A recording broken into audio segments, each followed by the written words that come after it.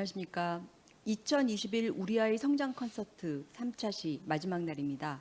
오늘 주제는 어떻게 도와줄까요?입니다. 먼저 첫 번째 강의는 우울하고 불안한 아이 어떻게 도와줄까요?에 대해서 김은지 센터장님께서 자녀가 우울하거나 불안하거나 슬픔 등의 정서적 어려움을 겪을 때 가정 내에서 부모의 적극적인 관심과 대처 방법에 대해서 말씀해 주시겠습니다. 김은지 센터장님은 청소년 모바일 상담센터 센터장으로 계시고요. 마음토닥 정신건강의학과 의원의 원장으로 계시고 사단법인 마음건강센터의 센터장 또한 같이 역임하고 계십니다. 경찰청 인권위원으로 활동 중에 계시고 한국학교정신건강의학회 재난과 트라우마위원회 이사로 활동하고 계십니다. 그럼 센터장님 강의를 듣도록 하겠습니다. 부탁드립니다. 네, 안녕하세요. 저는 소개를 받은 마음토닥 정신건강의학과 원장 맡고 있는 김은지라고 합니다. 사실 이제 지금 많은 어머니들 지금 7시 15분인데 아마 아이들 밥 차려주고 그리고 서둘러 이 앞에 앉으셨을 것 같아요. 다들 많은 기대가 많으시죠. 우울하고 불안하고 사실 우리 아이들이 겪는 문제의 대부분을 포함하는 게 우울 불안이거든요. 그래서 오늘 아마 그래 우리 아이가 지금 요즘 우울해 보이는데 혹은 아직은 어려서 그렇지 않지만 나중에 커서 우울하다고 하면 어떻게 하면 좋을까? 이것들을 어떻게 도와줄 수 있을까? 하는 생각들을 아마 많이 하고 계실 것 같아요. 근데 제가 오늘 이 강의를 들어가기 전에 어머니들이랑 먼저 체크해보고 싶은 게 있어요. 혹시 내가 어렸을 때 좀 기억이 나세요? 내가 어렸을 때 학교 끝나고 집에 들어가면 집이 어떤 분위기였는지 한번 떠올려 보실 수 있으세요? 어떤 분들은 엄마가 이렇게 막 나와서 수고했어 내 새끼 이런 경우도 있었을 거고 어떤 경우는 집에 갔는데 아무도 없는 그런 경우도 있었을 거고요. 아마 각자의 어떤 기억이 떠오르실 겁니다.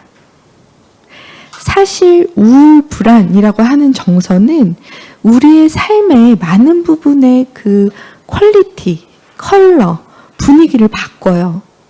그리고 또한 우리가 살아가면서 옆에 사람들의 영향도 많이 받습니다. 특히 저는 소아정신과 의사로서 초등학생들, 중학생들 많이 보는데 아이들이 나이가 어릴수록 부모님 그리고 가족의 정서에 많이 영향을 받습니다. 그래서 저는 늘 물어봐요. 아이가 우울하다라고 얘기하시면 혹시 어머니는 어떠세요? 이렇게 물어봅니다. 저는 사실 그래서 오늘도 어머니들과 그 질문으로 시작을 하고 싶어요. 나는 어떤가? 내가 30년 살았을 수도 있고 40년 살았을 수도 있고 내가 살아온 그 시간, 나의 삶을 생각해 봤을 때 그 삶의 풍경은 어떤가? 평화로운 그런 목가적인 풍경인가? 아니면 다시는 들어가고 싶지 않은 공포스러운 숲인가? 우울하고 흐린 하늘인가? 아니면 햇살이 가득 찬 희망찬 그런 날들인가? 아이들은 부모를 옆에서 관찰합니다.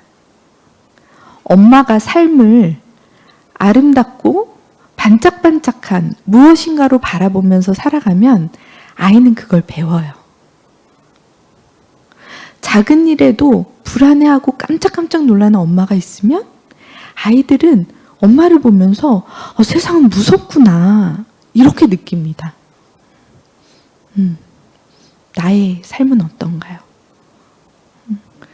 내 아이를 감싸고 있는 나의 이 넉넉한 품에서 삶이란 어떤 모습인가요? 다행스럽게도 아름다운 삶이라고 느끼신다면 우울보다는 희망에 가깝다고 느끼신다면 지금처럼 아이를 잘 보듬으면서 가시면 되고요. 만약에 나도 생각해보니까 내가 더 우울한 거 아니야? 라고 생각이 되신다면 그 부분도 아이를 도와주기 위해 중요한 부분이다 라는 것을 함께 생각하고 지나갔으면 좋겠습니다. 이제 저는 정신과 의사이기 때문에 진료실에서 부모님들을 많이 만나요. 그럼 부모님들이 아이가 우울해요, 선생님. 우리 아이 우울한 거 해결해 주셨으면 좋겠어요. 라고 얘기를 하고, 그럼 저는 아이랑 만납니다. 아이랑 막 얘기를 해요. 그러고 나면은 부모님들이 나중에 들어오셔서 물어보십니다. 선생님, 우리 애가 왜 우울하대요? 많은 어머니들이 궁금하시죠? 왜 우울한가? 양육서적을 찾아봤더니 제가 어렸을 때 얘를 잘 안 돌봐서 우울해진 것 같아요. 아니, 선생님, 제가 보니까 얘가 예전에 따돌림을 당했는데 그것 때문에 우울해진 것 같아요. 어머니들은 아이들의 우울 불안에 대해서 늘 원인을 찾고 싶어 합니다.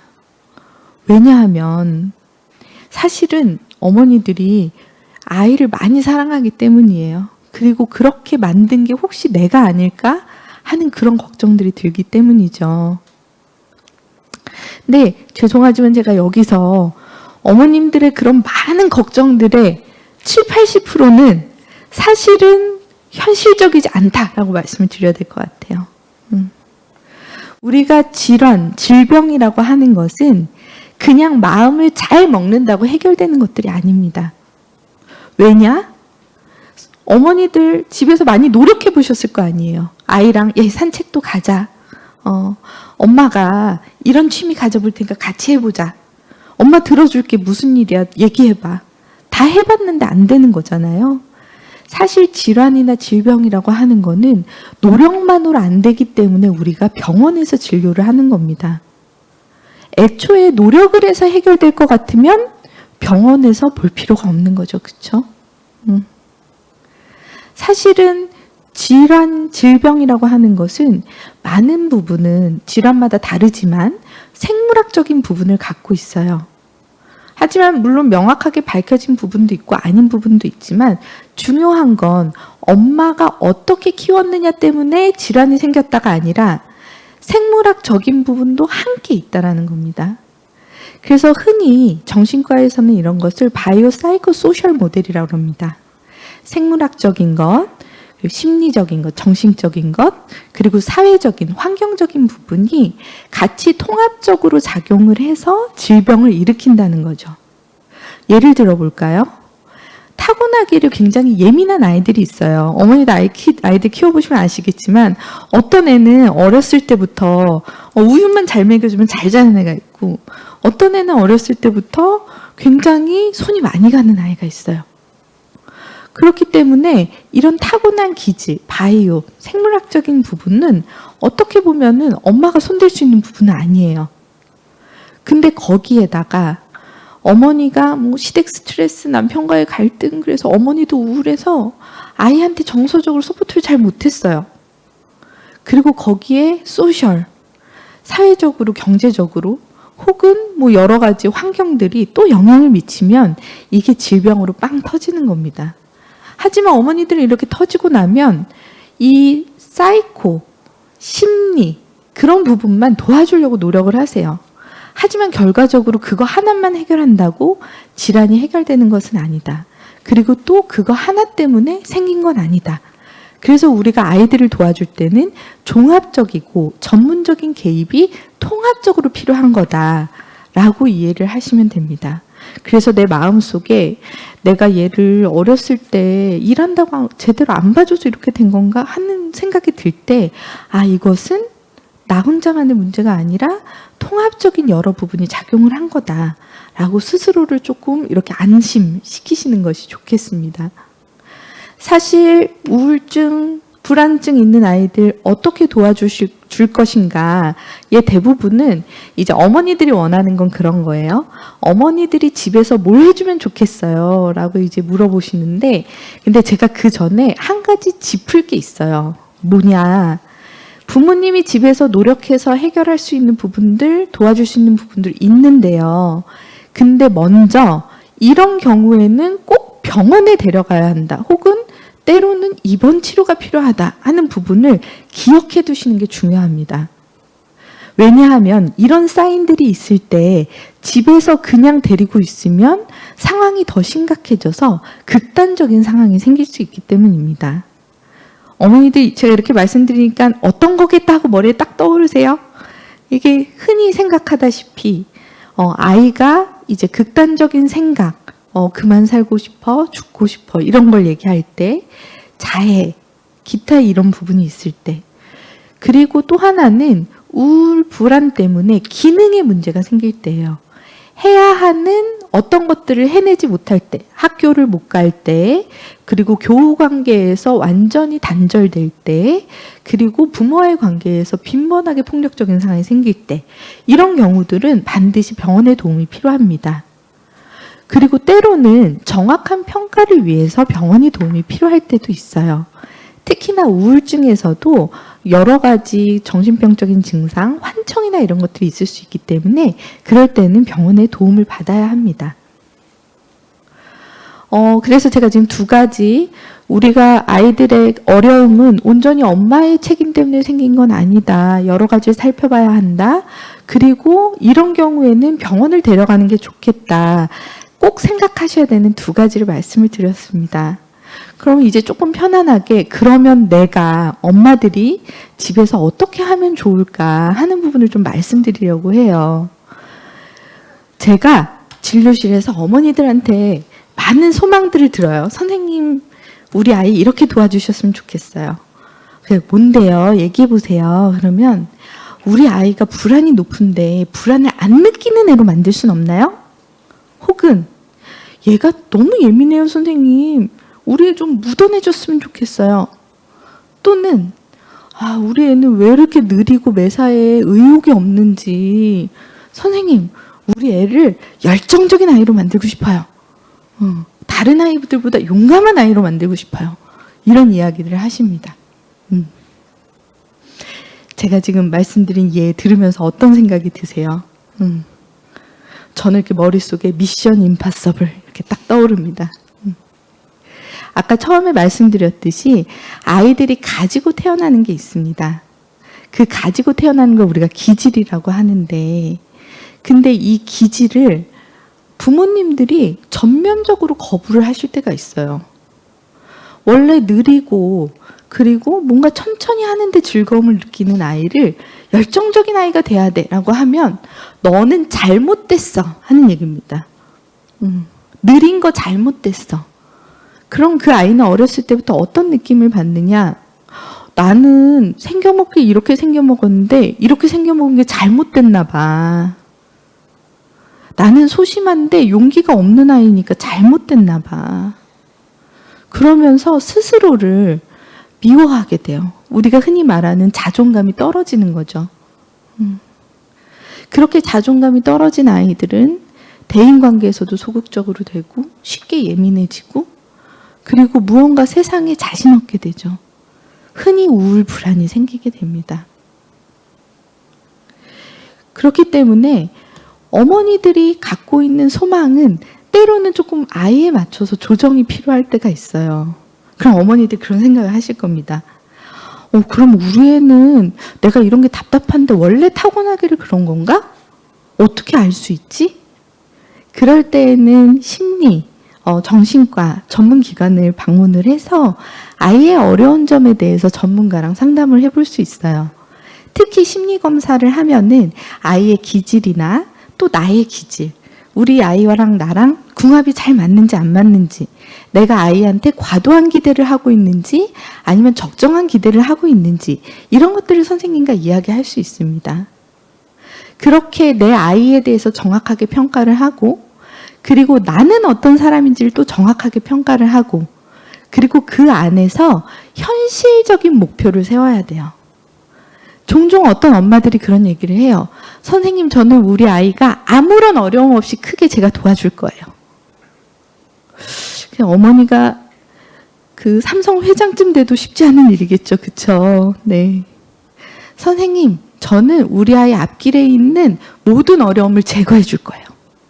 선생님, 저는 우리 아이한테 완벽한 양육을 제공해 줄 거예요. 이것 또한 엄마가 스스로 자신의 능력을 제대로 평가하지 않음으로써 비현실적인 기대를 세우는 겁니다. 우울하고 불안한 아이를 도와주려면 에너지가 많이 들어요. 아이가 우울한 표정을 하고 밥을 먹고 있어도 엄마가 옆에서 치얼업 해줄 수 있어야 되고요. 아이가 불안 때문에 작은 일에 대해서도 막 걱정을 해도 엄마가 옆에서 그거를 들어주고 같이 해결해 줄 수 있어야 됩니다. 그러려면 엄마가 내 자신이 얼마만큼 할 수 있는 사람인지를 알아야 됩니다. 어떻게 보면 굉장히 원론적인 얘기라고 생각하실 수도 있겠어요. 하지만 아이를 제대로 도와주려면 첫 번째, 일단은 전문적인 도움이 필요한지를 평가한다. 두 번째, 아이의 특성과 나의 상황을 살펴보고 그 안에서 할 수 있는 현실적인 목표를 세운다. 이 두 가지가 잘 이루어진다면 그 다음에는 약간의 디테일과 약간의 도움들이 필요하실 겁니다. 제가 여기까지 일단 말씀을 드리고 앞으로 아마 많은 질문을 주실 건데 그 질문들을 통해서 실제 상황에서 어떻게 하면 될지를 조금 더 코칭을 드리도록 하겠습니다. 네, 센터장님 강의 정말 잘 들었습니다. 아이의 어떤 타고난 기질을 있는 그대로 좀 인정해 주면서 현실적인 목표를 세워서 어떨 때 정말 병원을 데려가야 되는지 이런 기준 같은 것도 또 말씀을 해주셨습니다. 정말 핵심적인 중요한 내용을 15분 짧은 시간 동안에 말씀을 해주셨고요. 다음에 이제 학부모님 고민 사례가 있어가지고 좀 여쭤보겠습니다. 중학교 3학년 여학생인데요. 초등학교 6학년 때 아버지가 많이 아프셔가지고 중학교 입학할 때까지 어머니가 병원을 오가면서 간병을 하느라고 아이를 챙겨주지 못하셨다고 합니다. 그전에는 정말 엄마 껌딱지다 이렇게 부를 정도로 애교도 많았는데 중학교 입학하고 나서는 조금씩 아이가 변하기 시작해서 친구들도 중1 때 만났던 애들 말고는 만나지도 않고 집에서는 혼자 있는 시간을 좋아하고 또 감정 기복이 심하다고 합니다. 본인이야 이유가 있겠지만 한 번씩은 말도 못 붙일 정도로 기분이 다운돼 있고 또 기분이 좀 좋아지면 말도 하고 일부러 다가오기도 하고요. 요즘은 밤에 머리가 너무 아프다고 큰 병에 걸린 건 아닌지 걱정을 하고요. 혼자 있으면 슬프다 그러고 엄마가 신경 써주고 같이 있어준다고 하면 또 같이 있는 거는 싫어하고 어떻게 도와주면 좋을까요, 센터장님? 사실 그 진료실에서 굉장히 흔하게 보는 그런 케이스예요. 그래서 제가 요 사례를 갖고 어머니들 지금 사례 들으셨잖아요. 그 옆집 아줌마가 나한테 고민 상담을 한다라고 생각을 하고 나는 어떤 조언을 해줄지 좀 생각해 보시면 좋을 것 같아요. 근데 앞에서 제가 이제 강의한 내용을 조금 적용해서 얘기를 해볼까요? 먼저 아이가 이제 예전에는 어떤 아이라고 했어요? 애교가 많고 엄마 껌딱지예요. 좋은 얘기죠. 다시 말하면 근데 애교가 많다는 거는 그만큼 사람의 감정을 잘 읽고 섬세하다는 얘기고요. 엄마 껌딱지라는 거는 약간 엄마한테 의존적이고 혹시라도 좀 약간 불안이 있나? 여러 가지 생각을 하게 만들어주는 부분이에요. 그렇다고 치면 기질적으로 예민한 부분도 살짝 있는 것 같고 그리고 살짝 불안이 있나? 이런 것들 좀 생각해 볼 수 있는 거죠. 그리고 이제 또 보면은 환경적인 부분이 있어요. 초6 때 아빠가 아프셨다 그랬어요. 그쵸? 타고나기를 감수성이 풍부한 아이가 환경적으로 어떤 어려움을 경험을 하면 우리는 그 아이가 그거를 해결하기 위해서 조금 더 많은 노력들을 줘야 돼요. 더 많이 들어주고 그리고 더 많이 그 아이의 마음을 헤아려 줘야 되죠. 근데 어땠겠어요? 사실 아빠가 아프면 엄마는 어떻게 되죠? 집안일도 해야 되죠. 생계도 걱정해야 되죠. 아빠 간병도 해야 되죠. 그 엄마 껌딱지였던 아이가 엄마가 너무 바빠지니까 아마 얘를 지지해 줄 사람이 좀 부족했을 수도 있었을 것 같아요. 근데 그러던 와중에 학교도 좀 바뀌고 초등학교에서 중학교 가고 그러면서 얘가 적응 능력이 전반적으로 좀 떨어졌을 가능성이 있는 거죠. 그러면서 이제 어머니께서 눈치를 채고 이제 얘를 도와주려고 하는데 근데 얘 상태가 이미 우울한 게 많이 진행된 상태여서 엄마가 옆에서 아무리 달래주려고 해도 안 되는 상황인 거죠. 그쵸? 근데 이 어머니께서 노력을 하셨어요. 노력을 하셨지만 아이의 정확한 상태가 이렇게 캐치가 안 되셨기 때문에 병원을 데려가지 않고 집에서 어머님만 케어를 하시면서 어떻게 보면은 조금 더 이렇게 좋은 판단을 내릴 수 있는 그런 상황들이 좀 지나갔다고 할 수 있겠죠. 그래서 제가 앞에 말씀드렸던 걸 생각을 하면 이런 순서로 이 상황을 이해할 수 있겠다라고 아실 수 있을 것 같고요. 다만 이 친구가 무슨 위험한 행동을 하지는 않았기 때문에 당장 뭐 입원이나 그런 게 필요한 건 아니지만 그래도 이제 이렇게 도움을 줄 수 있도록 병원을 가야겠다 하고 생각을 하실 수 있을 것 같아요. 네. 네. 확실히 또 센터장님 그 설명을 들으니까 이해가 굉장히 좋아지는데요. 아이의 그런 타고난 기질, 이런 것들이 이런 환경적인 요인, 그런 상황이 어떻게 영향을 주어서 지금 심리적인 상태가 어떻게 됐는지를 그야말로 강의 때 말씀해 주신 그 바이오 사이코 소셜 모델에 입각해가지고 이렇게 아이의 이해를 조금 더 도울 수 있게 된 것 같습니다. 예. 그래서 이렇게 좀 고민에 대해서 좀 설명을 들었고요. 그다음에 이제 저희가 질문이 많이 올라와 있습니다. 그래서 그 질문들을 시간 닿을 때까지 한 8시까지 한 분 한 분씩 좀 말씀을 좀 들어보려고 하는데요. 첫 번째 질문입니다. 우울한 아이를 언제까지 계속 공감해주고 기다려줘야 할까요? 아이가 일부러 우울을 통해서 관심을 끌려하는 것 같은데 그럼에도 불구하고 계속 받아줘야 하나요? 이런 질문을 주셨습니다. 근데 사실 너무 슬픈 질문이에요. 이게 얼마나 엄마가 힘이 들었으면 아이가 우울하다고 하는데 우리가 관심 끌려고 하나? 그런 생각이 드실 정도면 아마 어머니께서 많이 지치신 것 같아요. 아무리 내가 도와줘도 안 되니까 이 아이가 왜 그러나 그러고 굉장히 열심히 생각을 하신 것 같아요. 근데 엄마의 마음이 그럴 정도면 이 아이도 또 얼마나 힘들었을까 하는 생각이 들어요. 얼마나 힘들었으면 엄마가 저렇게 생각할 때까지 아이가 우울해서 벗어나지 못하고 엄마한테 계속 우울하다는 사인을 보내고 계속 이제 엄마를 찾고 이랬을까.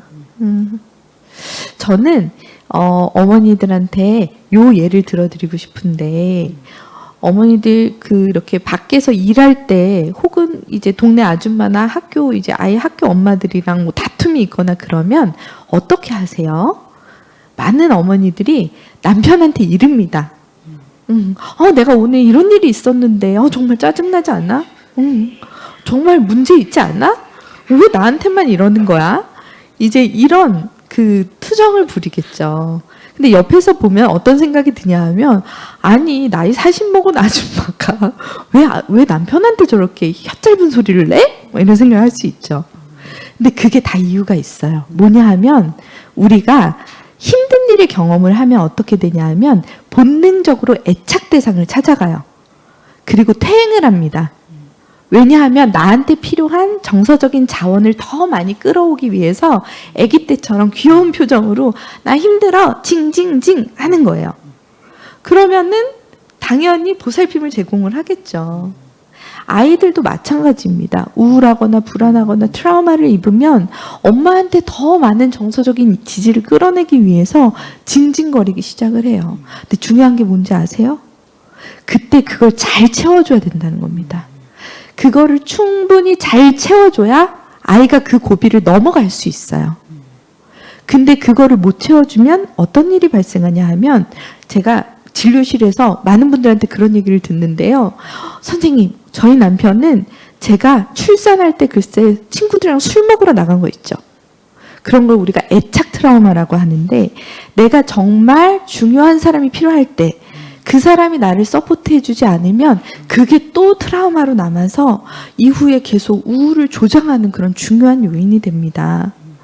그래서 지금 내가 좀 버겁지만 이 시간을 잘 채워주면 우리 아이가 이걸 잘 넘어갈 거다 하고 믿으면서 쉽진 않지만 아이의 정서적인 니드를 채워주시는 게 필요합니다. 그래서 다시 정리하면 채워주자. 그러면 잘 넘어갈 거다. 이렇게 기억하시면 되겠습니다. 그렇군요. 그러니까 우리가 정말 힘들 때는 마치 어린아이가 되고 싶은 그런 마음이 드는데 그거를 애착 대상에게 충족받고 싶은 마음이 있는 거고 굉장히 그러니까 퇴행적인 상황이 벌어지는 거죠. 그런데 아이한테는 그게 이제 부모님, 여기서는 이제 어머님 이렇게 되는 거고 이거를 우리가 채워줌으로써 아이가 또 한 단계 더 나아갈 수 있는 그런 기회가 되어야 된다 말씀해 주셨습니다. 그 질문 주신 학부모님께 많은 도움이 됐으면 좋겠고요. 다음 질문 넘어가겠습니다. 천국에 있는 보호자의 빈자리를 남은 한부모가 어떻게 채워줘야 아이들이 자신감 있고 당당하게 성장할 수 있을까요? 아마 이제 부모님 중에 한 분이 돌아가신 게 아닌가 하는 추정이 되는데요. 네. 네. 사실 우리가 이제 정신과에서 이 애도라고 하는 이슈는 우울하고 굉장히 밀접한 연관이 있어요. 예전에는 이제 대체로 애도가 있으면 우울증을 진단을 내리기도 하고요. 근데 그거는 다시 말하면 사람을 잃는다는 거, 애착 대상을 잃는다는 거는 우리한테 우울이라는 감정을 이제 많이 일으킨다는 거죠. 근데 부모님들 이렇게 생각해 보시면 금방 알 수 있을 거예요. 우리 주변에 이제 성인인데 이혼한 가정의 이제 성인분, 그리고 어렸을 때 부모님을 잃은 그런 성인분들 많이 있죠. 근데 그분들이 다 자신감이 없고 자기가 결함이 있다고 생각하고 사나요? 그렇진 않습니다. 오히려 어떤 분들은 내가 엄마의 그런 좋은 기억들을 가지고 그 엄마의 모습처럼 열심히 살고 싶어 하는 경우도 있고요. 어떤 경우에는 나한테 온 시련이지만 나는 이걸 이겨내고 살았기 때문에 더 괜찮은 사람이야. 이렇게 느끼는 경우도 있습니다. 그러면 어떤 것들이 그런 차이를 만들어내냐. 아마 이게 궁금하실 것 같아요. 근데 그러려면 사실 애도에 대해서 먼저 조금 아셔야 되는데요. 우리가 이렇게 애도라고 하는 거는 누구나 다 같은 방향일 수는 없지만 아이들, 성인에 있어서 애도라고 하는 거는 그 사람을 잃었지만 그 사람이 갖고 있는 장점, 그 사람과 보냈던 행복한 시간이 결국은 나의 소중한 자양분이 되어서 내가 삶을 더 잘 살 수 있게 만들 수 있다라는 깨달음까지 가는 긴 과정입니다. 그럼 옆에서 도와줘야 하는 거는 너는 디펙트가 있으니까 내가 너한테 힘이 더 되어줄게 이게 아닙니다. 너가 앞으로 긴 과정이지만 이 슬픔들을 잘 지나가고 나면 엄마가 혹은 아빠가 너한테 줬던 사랑으로 네가 더 잘 살 수 있게 될 거야 하고 믿어주는 거죠. 그쵸? 그거는 주변에서 누가 도와줘서 해결되는 게 아니라요. 내 삶의 슬픔은 내가 이겨내고 내가 성취해가는 겁니다. 그리고 그걸 해나갈 수 있는 아이의 힘을 믿어주는 거죠. 그쵸? 그리고 남은 부모의 역할은 아이가 그 길을 가는 걸 뒤에서 바라봐 주는 거예요. 언제나 돌아보면 엄마 혹은 아빠가 그 자리에 있고 언제나 내가 힘이 들면 손 내밀 수 있는 그 자리에 옆에 있어주는 겁니다. 네. 아이가 애도를 잘 해서 그 과정을 잘 거쳐서 자신감 있는 아이로 잘 성장할 수 있도록 이런 어려운 일을 잘 극복할 수 있도록 센터장님 말씀하신 대로 잘 도와주시면 도움이 될 것 같습니다. 다음 질문 넘어가겠습니다. 시험 불안이 너무 높은 초등학교 4학년 아이입니다. 간단한 쪽지 시험에도 울고 한 번 울면 최소 2시간이라고 하네요. 자책을 하면서 나는 쓸모없는 아이야 이렇게 이야기합니다. 너무 잘 치지 않아도 되고 다음에 더 잘하면 된다고 해도 힘들어하는데요. 어떻게 해야 될까요? 네, 일단은 되게 기특한 아이네요. 그쵸? 네, 어머니들 읽으시면서 들으시면서 아니 이게 무슨 고민이야 이런 생각하셨을 수도 있습니다. 근데 의외로 이런 아이들이 많아요. 그리고 부모님들이 처음에는 요거 봐라 열심히 하려고 하네 예쁘다고 생각하다가 계속 울면 나중에 지쳐서 공부하지 말라니까 왜 그래 막 이렇게 하게 됩니다. 근데 그 부모님이 접근하신 거에서 이제 약간 핀트가 안 맞는 위로가 있어요. 뭐냐 하면 너무 잘 치지 않아도 되고 다음에 더 잘하면 된다. 근데 너무 잘 치지 않아도 되는 건 이 아이의 소망이 아니에요. 제가 말씀드렸죠. 뭐라고 말씀드렸어요? 아이가 타고난 기질을 인정하셔라. 이 아이는 잘해야 되는 아이인 거예요. 경쟁에서 이겨야 되고 내가 짱 먹어야 되고 나 잘하고 싶은 아이인 거예요. 근데 그런 아이한테 잘하지 마. 왜 그렇게 애써? 그렇게 얘기하면 아이는 나의 소망을 부정당하게 되는 거죠. 그렇죠? 그렇기 때문에 이럴 때는 아이의 마음을 읽어주는 게 먼저 필요합니다. 그리고 뭐 그러면은 당연하게도 정말 잘 치고 싶었구나, 못 봐서 너무 속상했겠다라고 얘기해 준 게 너무 당연하시겠죠. 근데 그렇게 해줬는데도 이 아이는 울 거예요. 왜? 속상하니까. 그리고 한동안은 울 겁니다. 얼마 동안? 이 시기를 벗어날 동안. 하지만 이 시기를 벗어나면 짠 하고 아이가 언젠가부터는 그거를 혼자 이겨내는 힘이 생겨요. 너무 분하고 속상하고 못해서 막 죽을 것 같은데 엄마가 맨날 옆에서 아이고 많이 속상하겠다. 좀 더 열심히 해볼까? 엄마 어떻게 도와줄까? 했던 게 아이 안에 내재화가 되어서 그래 내가 많이 속상하긴 한데 또 힘낼 수 있어. 이런 내 안에 스스로를 돌보는 파트가 생기게 되는 거예요. 근데 그걸 만들어주는 건 길고 힘들지만 아이를 끝까지 달래주고 지지해준 부모가 그 파트를 만들어내고 그래야 이 아이가 자신의 기질을 잘 극복하면서 평생을 살 수 있게 되는 겁니다. 그렇군요. 그러니까 아이가 힘들어할 때는 정말 좀 안타까운 마음에서 위로해주고 싶은 마음도 들고 또 조언을 해주고 싶은 마음이 있으실 텐데 그걸 하실 때 항상 아이의 그 감정 그 자체, 부정적인 감정 자체는 인정을 해주시면서 그 마음을 읽어주시면서 그런데 이제 위로도 하신다든지 이렇게 넘어가야지 그 아이가 마음이 잘 위로가 될 수 있다라는 거 이런 말씀해 주셨습니다. 또 다음 질문으로 좀 넘어가겠습니다. 네네. 질문이 좀 많은데요. 부모님도 우울하고 불안한 경우 아이에게 표현을 어떻게 해야 되나요? 그러니까 이제 아이가 여러 가지 막 요구를 할 수도 있고 힘들게 할 수도 있는데 사실은 부모님도 우울하고 불안하다는 거죠. 이거를 아이에게 어떻게 표현하면 될까요? 이런 질문하셨습니다. 사실 이 부분은 이제 부모의 양육 철학하고 좀 많이 닿아 있을 수 있을 것 같아요. 어떤 부모는 내가 어른스럽고 감당하고 그럼으로써 아이한테 이렇게 권위적이지 않고 권위가 있고 그리고 아이를 보호하는 존재로서의 부모가 되고 싶은 경우도 있고 어떤 경우에는 친구처럼 감정을 자유롭게 나눌 수 있는 부모가 되고 싶어 할 수도 있어요. 그래서 일단은 그 부분이 중요할 것 같습니다. 당연하게도 전자의 경우는 부모님의 감정을 적극적으로 피력하기보다는 이제 아이가 부모님의 감정을 캐치하고 그거에 대해서 걱정할 때 설명해주는 정도를 하실 수 있을 것 같아요. 엄마가 요즘에 너무 우울해 보여서 누구누구가 걱정이 좀 되지 사실은 요즘에 할머니가 좀 많이 아프셔. 그래서 엄마가 좀 걱정하고 있어서 우울해 보일 수 있는데 근데 어른들이 열심히 노력하고 있으니까 잘 될 거야 하고 안심시켜주는 정도의 설명이 필요하겠죠. 근데 후자의 경우 아이랑 이렇게 감정을 서로 나누면서 친구처럼 지내고 싶은 경우는 조금 더 설명을 하실 수는 있습니다. 근데 이제 한 가지 아셔야 되는 거는 부모의 감정을 아이들이 받아들이는 게 사실은 늘 쉬운 건 아니에요. 부모가 우울하거나 불안할 때 아이들은 흔히 부모를 기쁘게 만들어주고 싶어 하고요. 부모가 힘들다는 걸 알 때 아이들은 부모한테 짐이 되고 싶지 않아서 자기의 힘듦을 표현하는데 제한을 두게 됩니다. 그렇기 때문에 아이들한테 우울, 불안을 표현을 할 경우에는 있는 그대로 사실을 얘기해 주시면 좋겠지만 그 끝에 하지만 이러이러하게 노력하고 있고 그래서 네가 걱정하는 나쁜 일이 생기진 않을 거야. 엄마는 약간 힘들지만 네가 하는 것들, 네가 원하는 것들 도와줄 수 있어 하고 아이가 마음을 닫지 않을 수 있게 도와주시는 게 중요합니다. 그렇겠네요.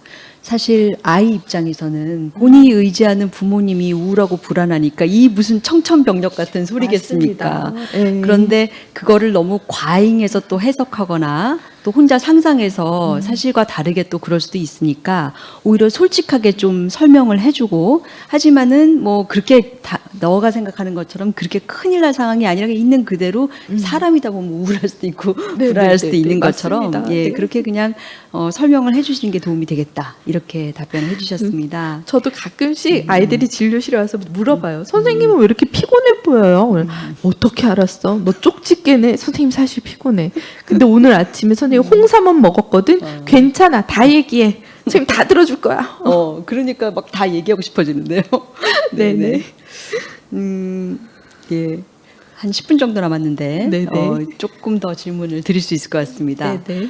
중학교 1학년 아이인데 학원 공부 때문에 지쳐한다고 합니다.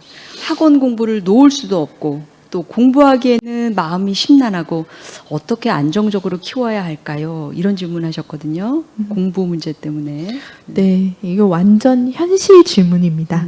왜냐하면 우리나라 입시 체계에서 중1에 가장 많이 일어나는 상황이에요. 아이들이 갑자기 학교에 수행하느냐고 학교에서도 달달달달 볶이고 저녁에 학원 갔다가 뭐 8시 늦으면 10시에 오고 그러면은 하루가 이제 빽빽하죠. 근데 아이들이 알아요, 이제. 뭘 아냐? 내가 여기서 이걸 놓으면 난 대학도 못 갈 것 같고 훌륭한 사람도 못 될 것 같고 돈도 못 벌 것 같아 하는 거 아이들이 이미 압니다. 그렇기 때문에 우리는 현실에 부딪히는 그런 상황이 되는 거죠. 물론 이제 굉장히 이상적이고 그리고 이제 아이의 삶에 대해서 의미를 추구하시는 부모라면 아마 그러실 것 같아요. 앞에 부모처럼 공부 적게 해. 괜찮아. 그렇다고 행복하지 않아. 이렇게 할 수도 있고 아니면 현실 부모. 야, 그래. 그래도 네가 대학을 가야지. 라고 하는 부모는 아이를 푸시를 하겠죠. 네. 저는 이거 역시 부모님의 양육 철학에 굉장히 많이 들어가는 부분이라고 생각을 해요. 근데 그럼에도 불구하고 내 양육 철학보다 더 앞서야 되는 게 있습니다. 그게 뭘까요? 아이 마음이죠. 그렇죠? 네. 아이 마음이고 그러니까 엄마가 학원 공부를 놓을 수 없다라고 생각하는 건 죄송하지만 의미는 없습니다. 아이가 학원 공부를 놓을 수 없다고 생각한다면 그거에 대해서 아이랑 이야기를 해봐야 되죠. 근데 만약에 아이가 이게 내 삶에 큰 의미가 없다라고 생각을 한다면 그것 또한 아이랑 얘기를 해봐야 합니다. 제가 아는 어떤 부모님은 일주일 동안 매번 저녁마다 30분씩 아이랑 이 주제를 갖고 토론을 했어요. 물론 아무리 그래도 부모님의 사심이 들어갑니다. 어떤 사심? 공부 좀 했으면 좋겠다. 그렇지만 아이 기억에 어떻게 남나요? 우리 엄마 아빠는 나의 생각을 최대한 존중해 주려고 노력을 하셨어. 그리고 같이 상의해서 결정하면 제일 좋은 길을 찾을 수 있어. 아이를 키우는 앞으로의 긴 시간 동안 이런 일은 너무 많이 생깁니다. 답은 이상적으로 정해져 있지만 현실적으로 우리가 선택할 수밖에 없을 때 그때 부모가 아이와 어떻게 상의해 나가느냐는 사실 그거를 이루느냐 못 이루느냐보다 더 중요할 수 있어요. 왜냐? 아이가 절망하지 않을 수 있거든요. 부모가 공부하라고 밀어붙이면 아이가 세상은 내 뜻대로 안 된다고 느껴요. 하지만 상의하면서 해결할 수 있고 무언가 방법을 찾을 수 있다는 걸 배우면 그 다음에는 아이가 세상에 어떤 어려움이 와도 우리 부모가 했던 것처럼 이것들을 해결해 나가겠다 하는 자신감이 생깁니다. 그렇군요. 그러니까 학원이라는 게 사실 절대적인 목표가 아니라 우리가 어떤 목표에 도달하기 위한 중간 수단이고 그 네네. 과정에서 지금 센터장님 말씀은 어떤 뭐 가야 된다 말아야 된다 이런 식의 답이 아니라 아이와 충분한 대화를 통해서 뭐 잠깐 쉴 수도 있는 거고 또 한 가지 다니다가 2개 다닐 수도 있고 또 안 다닐 수도 있고 이런 어떤 다양한 방법을 아이와 충분한 대화를 통해서 모색하는 것이 현명한 방법이겠다 이런 의견 주셨습니다. 다음 질문인데요. 네네. 작년 한 해 동안 아마 코로나 때문인 것 같은데 거의 외출 없이 집에만 있게 된 후에 활동적인 아이가 좀 무기력해지고 모든 일에 무관심해졌습니다. 그것도 우울과 관계가 있는 걸까요? 잘 모르겠다는 답을 제일 많이 하는 것 같아요. 이런 질문 주셨거든요. 아마 잘 모르겠다는 거는 우울과 관계가 있는지 잘 모르겠다는 건지 아니면 애가 뭐 이렇게 질문하면은 모르겠어 이렇게 답을 한다는 건지는 명확하게 나타나 있지는 않습니다. 예, 어쨌든 네. 네. 저는 사실 이 질문을 하신 부모님한테 하나를 먼저 체크하고 싶어요. 뭘 체크하고 싶냐면 아이가 나이가 몇 살인지. 왜냐하면 아이들이 이제 흔히 말하는 사춘기로 들어가면 맨날 엄마 옆에 와서 막 쪼잘쪼잘쪼잘 얘기하던 아이가 어느 날 갑자기 질문을 하면 응? 그래? 모르겠어. 이렇게 대답하는 경우가 많거든요. 그래서 이게 그런 거랑 맞물리면은 이게 꼭 우울이라고 딱 정의하기는 좀 어려울 수도 있을 것 같아요. 그래서 일단 그 부분을 좀 체크해봤으면 좋겠고, 그럼에도 불구하고 여기서 이제 중요한 이슈가 나왔습니다. 이제 코로나. 코로나가 이제 거의 이제 저희가 20개월 동안 마스크를 쓰고 지냈어요. 20개월 동안. 누가 살면서 내가 20개월 동안 마스크를 쓰고 살 거라고 생각해 본 적이 있겠어요. 그쵸? 그렇죠. 네, 감기나 걸리면 잠깐 쓸 줄 알았지. 황사 오면 잠깐 쓸 줄 알았지. 근데 이 긴 시간을 지나가면서 너무 당연하게도 이 긴 시간이 우리 아이들에게도 많은 영향을 미치고 있어요. 그거는 우리가 부정할 수 없는 사실입니다. 매번 바뀌는 학교 스케줄, 오늘은 나갔다, 다음 주는 또 안 나갔다. 그리고 뭔가 좀 해볼만 하면은 또 2,000명으로 뜨고 이런 속에서 아이들이 굉장히 무기력감을 느끼는 거는 이제 어떻게 보면은 우리가 예측할 수 있는 부분입니다. 제가 얼마 전에 굉장히 재미있는 얘기를 들었는데 요즘 20대에게서 작은 챌린지를 하는 그런 게 유행이라고 해요. 그러니까는 코로나 때문에 큰 계획을 세울 수 없고 뭔가 이렇게 내가 성취를 할 수가 없잖아요. 취업도 할 수 없고 학원도 다닐 수 없고 그러니까 작은 것들 뭐 오늘은 프랭크를 뭐 몇 분을 한다. 그런 것들을 목표를 세워서 하루하루 그거를 하는 거를 어떻게 보면 성취와 보람으로 느끼는 그런 게 있다고 해요. 그만큼 우리가 코로나로 인해서 무기력감에 많이 이제 지금 젖어들고 있다는 거죠. 실제로 진료 현장에서도 강박증이 굉장히 많이 늘었고, 예, 불안을 호소하는 거는 뭐 너무 흔한 일이고요. 아이들이 밤낮이 바뀌고 게임을 많이 하고 컴퓨터를 붙들고 있다 보니까 우울이 아니어도 우울 유사 증상을 너무 많이 보이고 있어요. 네. 그래서 저는 어머니들한테 말씀드립니다. 눈여겨 보세요. 우리 아이도 코로나의 영향을 받고 있을 수 있습니다. 먼저 알아차려야겠죠. 근데 그렇다고 걱정하지는 마세요. 또 아이랑 엄마가 잘 상의하고 전문가의 도움을 받으면 그것 또한 더 좋은 결과를 만들어낼 수 있습니다. 하지만 그럼에도 불구하고 코로나에 대해서는 경각심을 가져야 된다라고 말씀드리고 싶습니다. 정말 말씀하신 대로 이 전 세계적으로 영향을 미쳤다고 하더라고요. 학교라든지 아동 청소년의 뭐 신체 발달부터 해서 사회성 발달, 정서 발달까지 영향을 주고 있는 게 단지 뭐 우리나라뿐만이 아니라 그런 뭐 연구 논문들도 지금 많이 나오고 있고요. 그래서 정말 다 영향을 이렇게 주고 있는 것 같아서 어떻게 하면은 이게 지금 우울 유사 증상인지 이 친구의 경우에는 정말 우울증까지 갔는지는 잘 모르겠지만 어쨌든 센터의 말씀은 우리가 부모님께서 알아차리는 게 중요하니까 관심을 갖자. 이런 좋은 말씀 해주셨습니다. 지금 한 3분 정도 남았는데 질문을 짧게라도 답변을 주실 수 있을까요? 네, 그럼 예. 제가 짧게 한번 해보겠습니다. 네네. 네. 속마음을 잘 표현하지 않고 참는 아이 어떻게 해줘야 하나요? 질문이 이게 간단한 질문이더라고요. 네네네. 속마음을 표현하지 않는 이유, 이렇게 몇 가지 있습니다. 첫 번째, 나도 내 마음을 몰라서. 그게 가장 흔해요. 아이들한테 질문해 보면, 선생님 저도 잘 모르겠는데요. 그럴 때가 많습니다. 두 번째, 엄마한테 이야기하는 것이 편하지가 않아서. 네. 세 번째, 나도 이 말을 하는 게 내 마음이 편하지가 않아서. 이게 사실은 가장 큰 이유들입니다. 만약에 관계에 문제가 있다면 그걸 해결해야겠죠.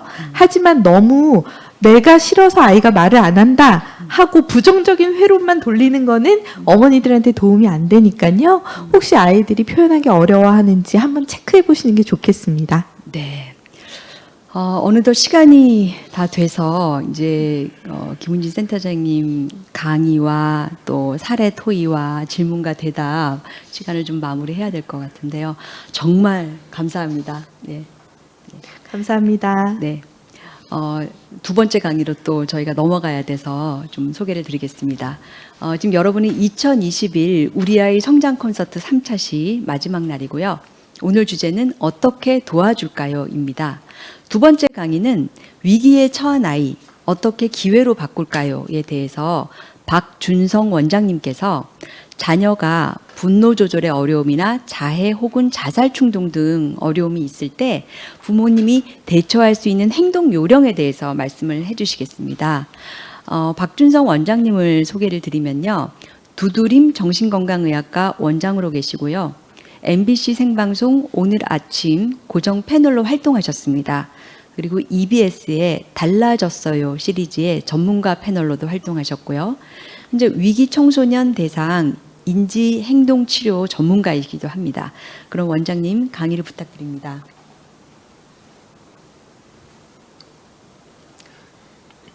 여기가 이제 부모님이랑 아이가 이렇게 막 서로 다투게 되면서 점점 감정이 올라가는 악순환의 장면을 한번 여러분들이 보셨으면 좋겠습니다. 아이가 이제 저렇게 핸드폰을 하고 있는 거죠.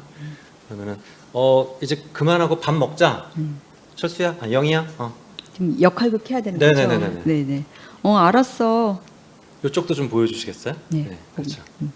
알았어. 밥 먹으라고. 알겠다니까. 조금만 더 하고. 야, 밥 안 먹어? 아이, 알겠다니까. 아이, 정말 이런 식으로 우리는 감정이 점점 올라가는 것을 많이 보시죠? 이런 일들 많이 있으실 텐데요. 이런 걸 악순환이라고 저는 표현하고요. 그럼 이런 경우에 우리는 어떻게 하면 조금 더 바람직하게 이런 악순환을 피할 수 있을까요?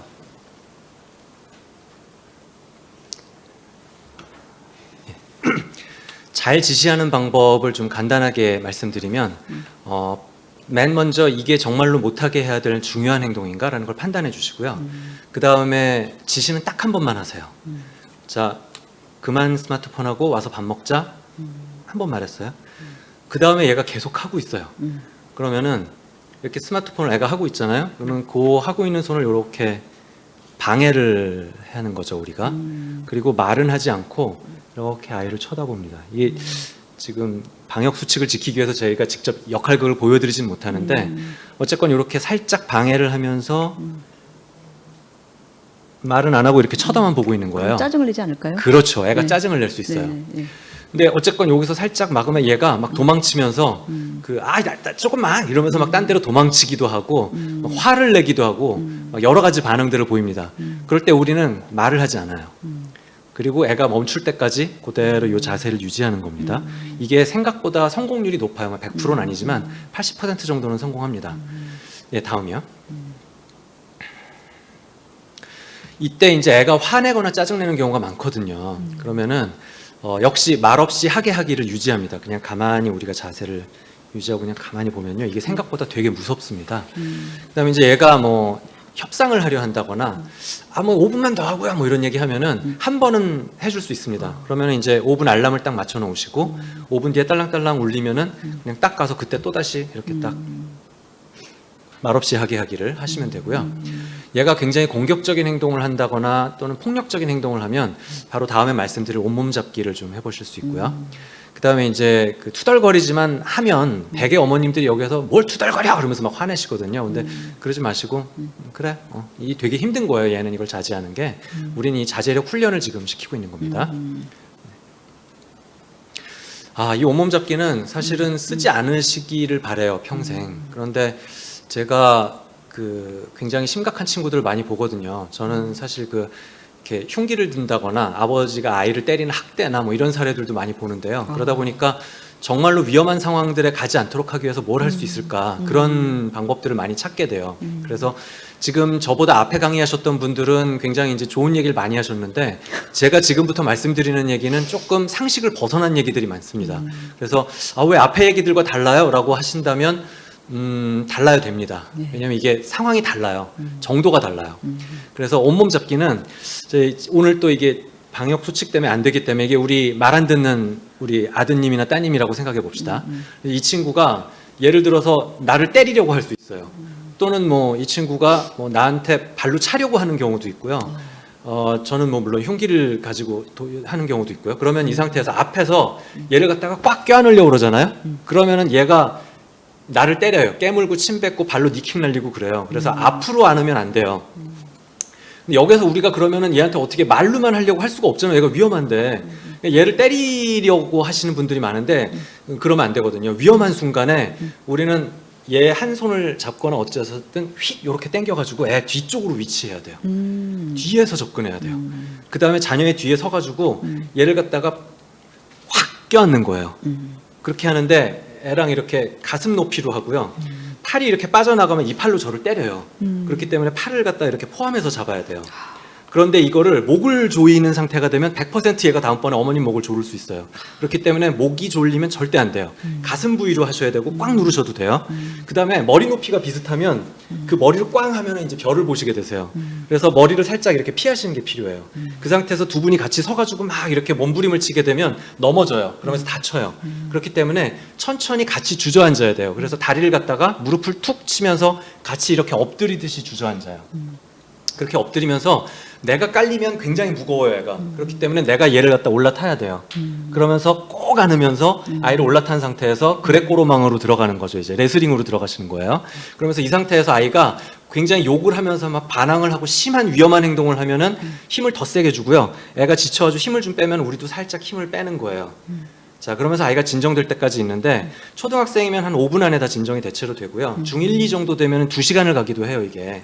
그래서 이제 저 같은 경우 가출하려고 하거나 아이가 이제 자살하겠다고 창으로 뛰어가는데 걔를 잡는 경우, 부엌에 가서 뭐 위험한 걸 잡겠다고 하는데 걔를 잡을 때, 뭐 이럴 때 이제 이런 방법들을 말씀드려요. 그래서 이게 굉장히 그 사람을 살릴 수 있어요. 뭐 지금 경찰 부르고 119 불러도 5분, 10분 뒤에 와요. 맞아요. 근데 지금 바로 이 순간에 저는 이렇게 굉장히 위험한 순간에 대처하는 방법을 가르쳐 드리거든요. 그러니까 앞에 말씀하셨던 강의들과는 굉장히 좀 결이 다를 거예요. 네. 마음의 준비를 좀 하고 들어주시고 네. 이 강의를 듣고 이렇게 뭐 배우신 게 별로 없으셔야 되는데 왜냐하면 그 배우실 만한 상황이 아니길 바란다는 말씀이에요. 네. 하지만 뭐 주변에서 또 도움을 필요로 하는 사람들이 있을 수도 있기 때문에 네, 예. 그 소화기 사용법 정도로 이해하시면 좋을 것 같아요. 그래서 절대 평생 동안 사용하지 않으시면 좋겠는데 알아놓으시면 네. 사람 하나 살릴 수 있습니다. 예, 예. 사실 뭐 저희가 없으면 좋겠지만은 또 현실적으로 그런 상황이 또 있는 것도 사실이거든요.